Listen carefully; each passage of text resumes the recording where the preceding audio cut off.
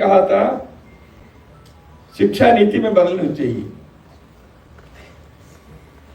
86 में एक बार तो कांग्रेस सरकार ने अभी एक सर्वसम्मति से जो शिक्षा नीति आई, देश में रोजगार सृजन के लिए आग्रह, चुनावी पद्धति में 2000 में जब अटल जी की सरकार थी, 50 साल गणतंत्र के होने पर 5 डिबेट्स देश भर में संस्कृति मंत्रालय के द्वारा, रिफॉर्म डिबेट्स, उसमें शिक्षा के बारे में एक डिबेट, वो कार्यक्रम हुआ कोलकाता, दिल्ली में। देश के एडमिनिस्ट्रेटिव प्रशासनिक पद्धति इसमें बदल आनी चाहिए, क्योंकि ये जो अंग्रेजों के जो सिस्टम चलता रहा है, तो इस प्रशासनिक पद्धति में भारत के अनुकूल प्रशासनिक पद्धति को लाने के लिए होनी चाहिए। यह विचार किया गया एक सेमिनार में। देश के न्यायालय की पद्धति जो है जुडिशियरी, इसके बारे में एक सेमिनार में किया।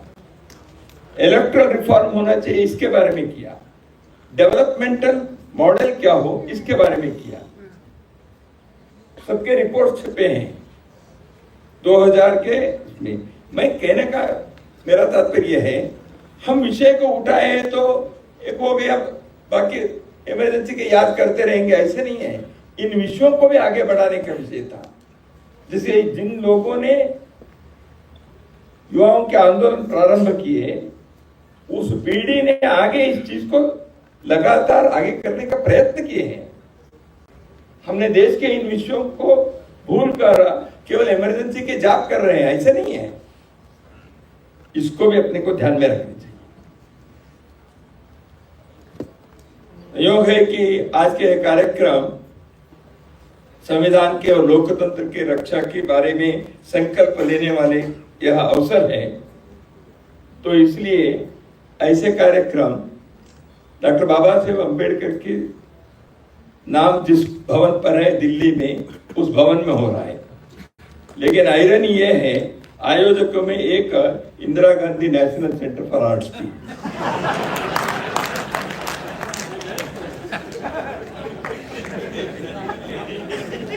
और आयरनी के और आगे है, उसके अध्यक्ष राम बहादुर राय जी। नियति क्या क्या करती है, तो इसका एक उदाहरण यहां है। तो इमरजेंसी जिस दिन उसकी घोषणा हुई, मैं बेंगलुरु में संघ की शाखा में सुबह गया तो पता चला, उन दिनों में मोबाइल नहीं था। आज की पीढ़ी को मालूम भी नहीं होता मोबाइल नहीं होने से क्या होता है। बेंगलुरु में टीवी भी नहीं था, 1975 में कोई टीवी वगैरह नहीं थे। तो हमको मालूम था पिछले दिन दिल्ली में कार्यक्रम हुआ था 25 को, बड़ा कार्यक्रम। और बेंगलुरु में अटल जी, अडवाणी जी, मधु दंडवती जी, एस.एन. मिश्रा जी, श्यामनंदन मिश्रा जी एक पार्लियामेंट्री कमेटी के टूर पर बेंगलुरु आकर वहां ठहरे थे। उसमें 3 लोग विधायक भवन के गेस्ट हाउस में थे और मधु दंडवती जी अशोक होटल में थे। ये हमको पिछले दिन मालूम था, क्योंकि हम आंदोलन में थे ही, आंदोलन तो चल ही रहा था, तो हम सब आंदोलन में रहे। तो हमको लगा इमरजेंसी घोषित हो गई, तो तुरंत हम मोटर पे कर विधायक भवन के गेस्ट हाउस जो है वहां गए। अटल जी, अडवाणी जी को मिलेंगे, बताएंगे ऐसे। जैसे हम गए, तीनों तैयार होकर नीचे उतर रहे थे जलपान करके, उनके जो कमेटी की मीटिंग करने। उन्हें बताया ये हुआ है, तो तब तक उनको भी थोड़ी सी जानकारी मिली होगी, लेकिन उन दिनों में मोबाइल नहीं था आपकी जानकारी के लिए। और सरकारी गेस्ट हाउस के फोन ट्रंकाल इतने काम भी करते नहीं थे उन दिनों। आज करते हैं कि मुझे मालूम नहीं है, क्योंकि मोबाइल हो गया सबके पास। तो उस समय में हमारे सामने अटल जी, अडवाणी जी, श्यामनंदन मिश्रा जी के गिरफ्तारी हुई। हम देख रहे थे, हम उस ऐतिहासिक क्षण के साक्षी रहे। हमने बताया तो अच्छा है, और क्या हुआ, तो क्या वो पता करो। तो इमरजेंसी लग गई। तब तक जैसे अभी राय साहब ने कहा, अंदाज तो पहले भी कि यार मलकानी को, अभी प्रफुल्ल केतकर जी कह रहे थे, मलकानी जी को दिल्ली में आईबी के लोगों ने 1 सप्ताह पहले ही बुलाया था बातचीत करने के लिए, क्योंकि उन्होंने इमरजेंसी के बारे में ऐसे हो सकता है ऐसे अपने एडिटोरियल में लिखा था।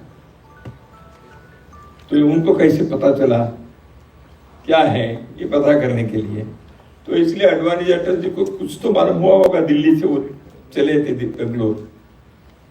तो अडवाणी जी ने कहा यूएनए को फोन लगाओ। तो पुलिस आकर खड़े हैं उनको ले जाने के लिए। एस एन मिश्रा जी कह रहे हैं मेरी द वारंट। तो बेंगलुरु के सिटी पुलिस कमिश्नर ने कहा sir there is no warrant, there is no need, आपका वारंट के बिना है, don't teach me law, I am the law maker, ऐसे उन्होंने एस एन मिश्रा जी ने कहा। मुझे आज भी याद है। तो पुलिस आपसे क्या कहेंगे, वो तो खड़े थे। उन्होंने कहा नहीं bring the warrant then I will be. तो अटल जी ने, मिश्रा जी अब तो मामा के घर जाना ही पड़ेगा।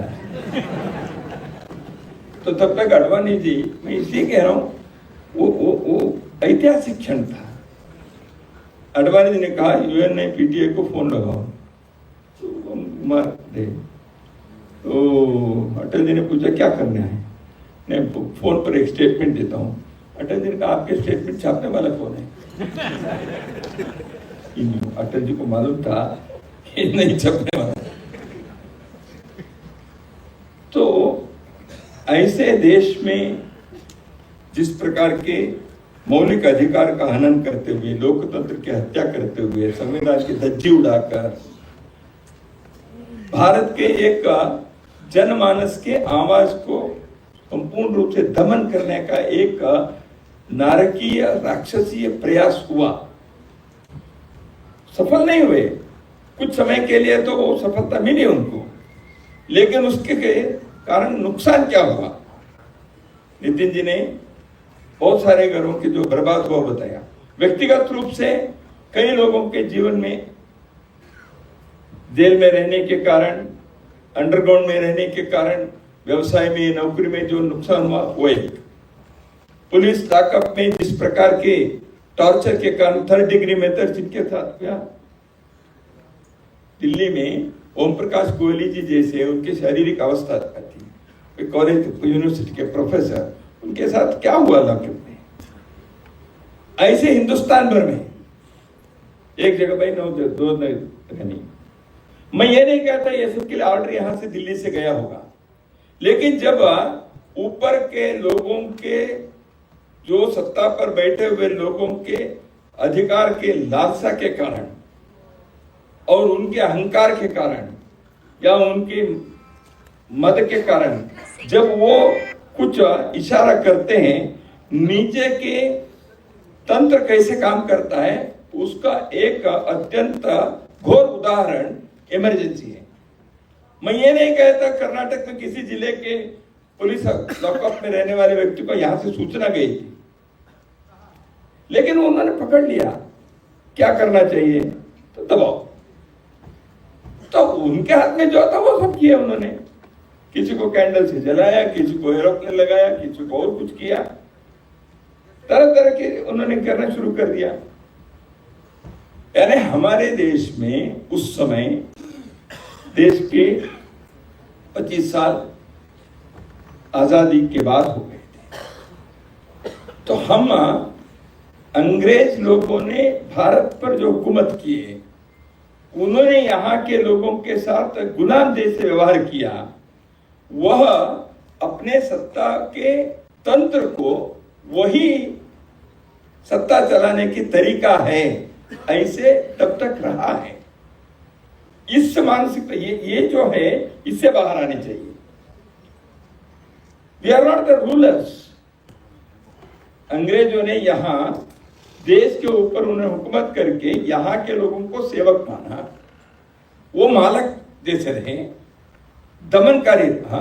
वो भारत स्वतंत्र होने के बाद भी हमारे प्रशासनिक व्यवस्था के लोगों को, यहाँ के सामान्य व्यक्ति जो टैक्स पेयर है, यहाँ के जो मतदाता है, वह उनके ऊपर हम हुकूमत कर रहे हैं। They are the subjects and we are the rulers.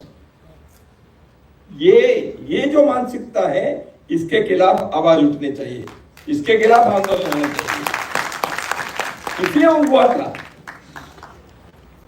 तो इसलिए ये जो साइकोलॉजी होती है, उस दृष्टि से अगली पीढ़ी को बताना, क्या क्या बताना है। एक व्यक्ति ने ऐसे संविधान की हत्या की, केवल इंदिरा जी के बारे में केवल बताना नहीं है, बताना है ये मानसिकता क्या है, और बताना है एक पार्टी कैसे एक व्यक्ति के लोकतंत्र में दल के लोग अपने स्वातंत्र खोकर, दल के अंदर स्वातंत्र नहीं है, देश के स्वातंत्र के बारे में, देश के लोकतंत्र के बारे में उनके मन के अंदर कोई संवेदना नहीं है। ऐसे कोई दल इतने बड़े देश के ऊपर राज करना चाहता है, ये बताने की बात है। जब देश में ऐसे चला, उस समय यहाँ के न्यायांग के, अदालत के, जुडिशियरी के, और मुझे क्षमा करिए पत्रकार दुनिया के भी, सभी लोगों ने नहीं किया। Dharamvir Bharati, Kamleshwar, A D Gorwala, K R. मलकानी जी, मनकेकर जी, बहुत सारे ऐसे हैं जो इसके विरुद्ध में आवाज उठाई। लेकिन कई लोगों ने कैसे किया, इसलिए अडवाणी जी को कहना पड़ेगा ना, when you are only asked to bend you crawled. ये क्यों कहना पड़ा? इस देश के कॉन्शियंस को, यहाँ के लोगों के चेतना को जो जागृत रखना, उसको लोकतंत्र के पूरक बनाकर रखना, लोकतंत्र के रक्षक के नाते उसको करने के काम किसका होता है? स्वतंत्र पत्रकार जगत और एक स्वतंत्र स्वायत्त न्याय व्यवस्था। वो दोनों अधिकार के लालसा में, सत्ता के मद में डूबे हुए लोगों के सामने झुक गए। ये पाठ अपनी अगली पीढ़ी को बताना चाहिए, इसे नहीं करना चाहिए। इसलिए कौन से पाठ अपने को हमें इमरजेंसी से, इन चीजों से सीखने चाहिए, तो ये भी सोचने का काम है, ऐसे मुझे लगता है। कुल मिलाकर इमरजेंसी 50 साल पहले रही, एक दृष्टि से भारत के लोग और यहाँ के लोकतंत्र दोनों के लिए एक परीक्षा थी। यहां कहते हैं कि कई बार इतिहास में पढ़ते हैं, विंस्टन चर्चिल ने शायद कहा था, हम तो सुनते हैं, पढ़ते हैं, तो भारत को आजादी देना है तो नहीं, वो दे डोंट डिजर्व इट। क्यों? तो वो भारत में ऐसे है, वैसे है, उनको ये फ्रीडम, डेमोक्रेसी, इसके लिए वो इतना मेच्योर नहीं है भारत के लोग। ऐसे विंस्टन चर्चिल ने कहा था कि हम सुनते हैं। तो इसलिए एक परीक्षा दी, हम डिजर्व करते हैं कि नहीं करते। हम देखें तो देश 50 पे गणतंत्र बना, 75 में इमरजेंसी लगी, 25 साल में थे। इस देश के सामने लोकतंत्र के, संविधान के संदर्भ में एक परीक्षा के काल है। यहाँ के सत्ता पर बैठे हुए लोग कैसे व्यवहार करते हैं, यहाँ के सामाजिक संस्थाएं कैसे काम करती हैं, यहाँ के सामान्य जन कैसे लोकतंत्र के रक्षक बन सकते हैं कि नहीं बन सकते हैं। तो एक देश के सामने एक चुनौतीपूर्ण घड़ी जब आई, उस समय इस देश के नौजवानों ने, इस देश के सामाजिक चेतना ने, इस देश के देश प्रेमी लोगों ने, इस देश के लोकतंत्र के रक्षकों ने इस परीक्षा में अद्भुत ढंग से पास होकर उन्होंने किया। ये संभव नहीं है। दुनिया के सामने हमने कहा, Winston Churchill, this country, this nation deserves democracy, ये हमने दिखाया। ठीक है, कुछ लोगों के मन में आया होगा इसको समाप्त करने के, दमन करने के, हत्या करने के उन्होंने प्रयत्न किया। जैसे अभी राय साहब ने कहा, उस फांसी के कमरे से उठाने का काम इस देश के लोगों ने किया, बलिदान दिए, कष्ट सहन किया, चुनौती को स्वीकारा, जिंदगी बर्बाद हुई। लेकिन इस सब होने के बाद भी उन सब के लिए एक मौलिक चीज देश के लोकतंत्र, देश की जनता की आवाज, इसको बचाने के काम हम कर सकते हैं, यह हमने दुनिया के सामने रखा। लोकतंत्र इमरजेंसी के संदर्भ में जो हुए बहुत सारे, बाद में एक पुलिस कमीशन बना क्योंकि बहुत सारे लोग जेल में गए। जेल के अंदर क्या है, मैनुअल अंग्रेजों के जमाने का। मैं कर्नाटक के जेल में था, मीसा में। मैं पहले बेंगलुरु जेल में रहा, बाद में बल्ला जेल में रहा। पहले 6 महीने अंडरग्राउंड में सत्याग्रह वगैरह के आयोजन में था, बाद में मैं पकड़ा गया। मैं इसलिए कह रहा हूं, मैं जेल में रहा ये कहने के लिए नहीं। कर्नाटक में 4 जेल थे, Bengaluru central jail, Ballari central jail, Gulbarga central jail, Belgaum central jail. चारों जेल के मैनुअल 4 अलग अलग है।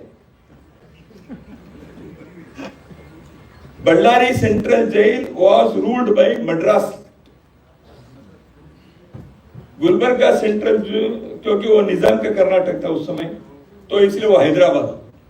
बेलगाम सेंट्रल जेल के रूल मुंबई प्रोविंस के, और Bengaluru central jail board Mysore jail. 4 जगह पर 4 मैनुअल है अलग अलग। तो हमको पता चला जेल में जाने के बाद, नहीं तो कौन देखता है।